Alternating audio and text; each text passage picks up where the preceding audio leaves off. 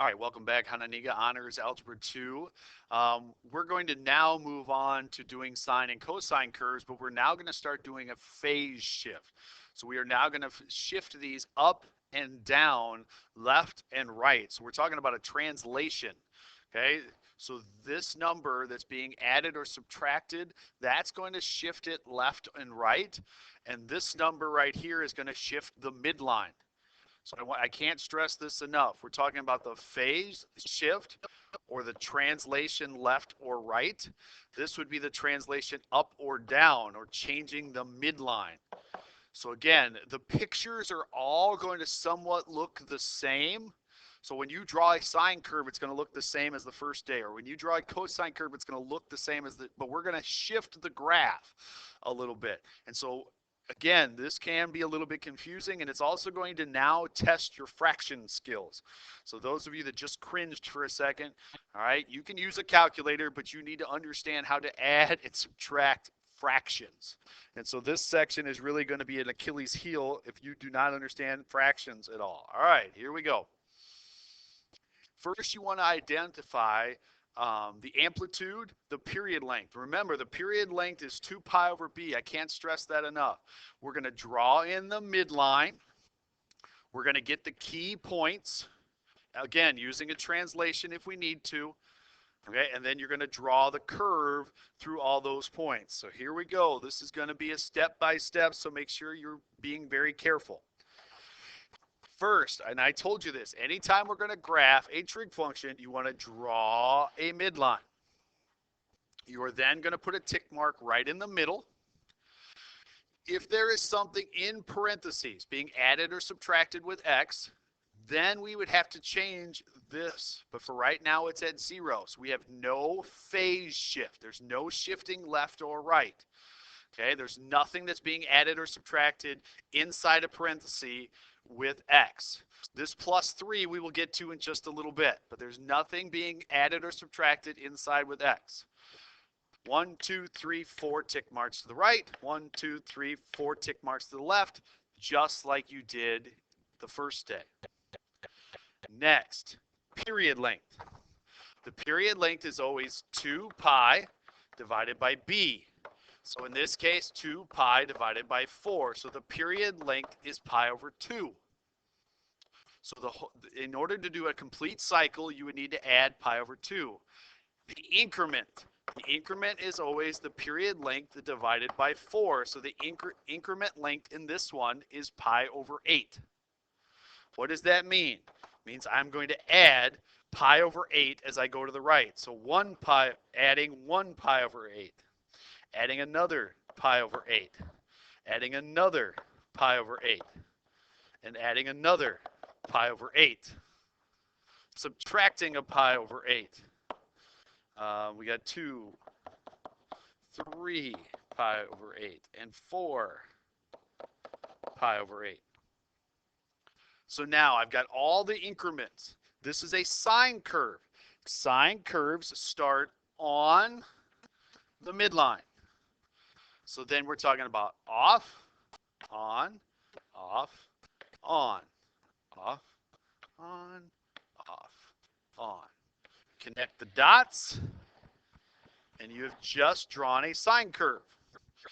Now, there was other numbers that I didn't do anything with. The only thing that I did something with so far is the 4. It's the only thing that I used. Okay, it was 2 pi over 4, period length, and so on. Now, the 2 that's out in front. The 2 out in front is the amplitude. So notice, off to the side here. Well, first of all, the midline. The midline has changed. The midline is now at 3. So the middle of this graph is at 3. And the amplitude is 2, which means it goes up 2 and down 2 from the midline. So now the midline has changed to 3, and the amplitude is 2. I'm pausing so that everybody looks at that a little bit. The only other thing that I would like for you guys to draw is I'd always like you to draw in the y-axis. The y-axis is always located where 0 is, and I had a horrible y-axis there. I'm going to try that one more time. So going across here, 0, drawing in the y-axis, and putting my curve back. There we go.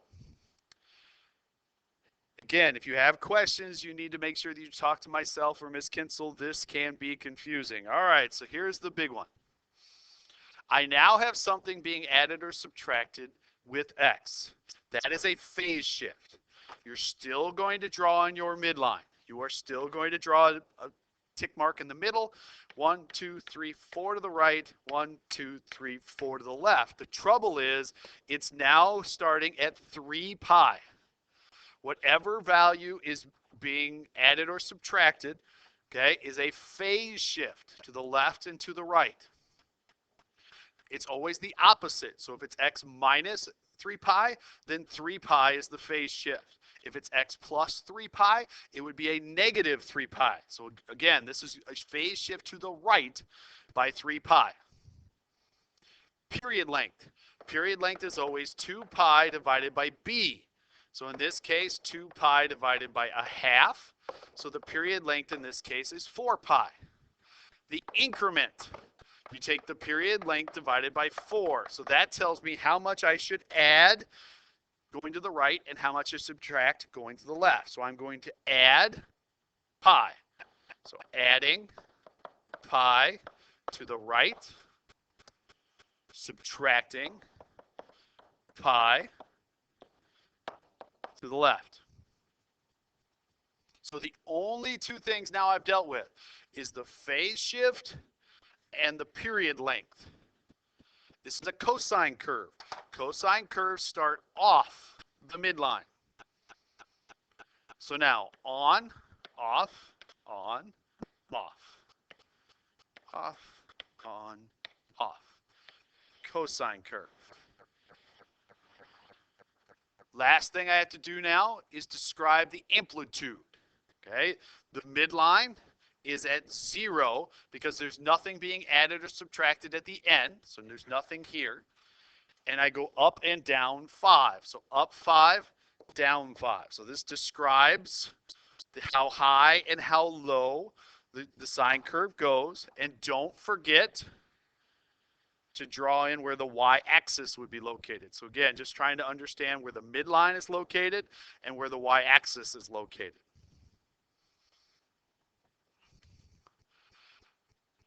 All right, so now this gets a really honors level, and I'm going to rewrite this question as sine 3 x plus pi over 6.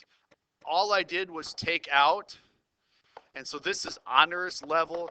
I prefer writing the question like this, and I believe it's written that way on the test. Like I actually take the 3 out so that it makes this question a little bit easier. All right.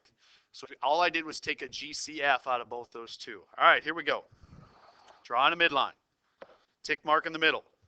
1, 2, 3, 4 to the right. 1, 2, 3, 4 to the left. The phase shift. Where is the middle of the graph located? The middle of the graph is located at pi over 6 because this is a phase shift to the left, pi over 6. So that's gone. I've used this part of the equation. That gives me where the middle of the graph is going to be located. 3. The normal period length is 2 pi. This one is 2 pi divided by 3. So the period length is 2 pi divided by 3. The increment, meaning each one of these tick marks, I take the period length and divide by 4. So 2/3 pi divided by 4 is pi over 6. Okay, so anytime you divide by a number, you multiply by the reciprocal, you get 2/12, and that's pi over 6. So what that means is I'm going to add pi over 6 to the right and subtract pi over 6 to the left. Again, this is where fractions come into play. So if I added pi over 6, 2 pi over 6, which reduces, 3 pi over 6, which reduces. Going the other way, negative 2 pi over 6, which reduces, negative 3 pi over 6, which reduces, negative 4 pi over 6, which reduces, and negative 5 pi over 6, which doesn't reduce. So now I've used this one. Sine curve. Sine curves start on the midline. So I go off, on, off, on, off, on, off, on. Draw the curve. Now, describe the amplitude. The midline now is at 1. So the number on the end being added or subtracted is where the midline is located. The amplitude, there is no number being multiplied, so it goes up 1 and down 1. That is the graph of this particular sine curve. Always, don't forget this, I know I sometimes forget, is to draw in the y-axis. The y-axis is always located where 0 is located. Next, what we're going to do is a negative sign. So if there's a negative out in front, this is a reflection on the x-axis. So a negative sign is on the x-axis. Here's what ends up happening, and I'll show it on this particular graph right here. Sine curves start on the midline, but instead of going up, it's going down.